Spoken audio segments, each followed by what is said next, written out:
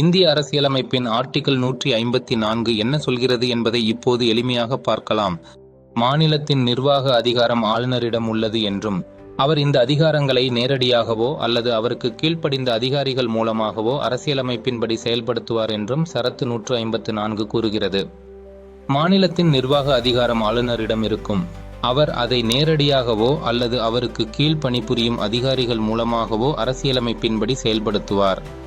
இந்த சரத்தில் உள்ள எதுவும் ஏற்கனவே உள்ள சட்டத்தால் வேறு எந்த அதிகாரத்திற்கும் வழங்கப்பட்ட பணிகளை ஆளுநருக்கு மாற்றுவதாக கருதப்படாது. நாடாளுமன்றத்தையோ அல்லது மாநில சட்டமன்றத்தையோ ஆளுநருக்கு கீழ்ப்பட்ட எந்த ஒரு அதிகாரத்திற்கும் சட்டத்தின் மூலம் பணிகளை வழங்குவதை தடுக்காது.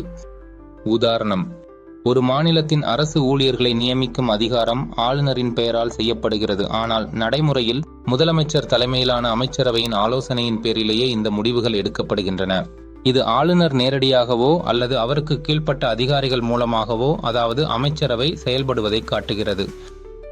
Like, comment, share and subscribe for other articles of Indian Constitution. தேர்வுக்காக படிக்க சிரமப்படுகிறீர்களா? சுலபமாக சட்ட தேர்வு தயார் செய்ய LawFriendChat செயலியை lawfriendchat.in இல் பதிவிறக்கம் செய்யுங்கள்.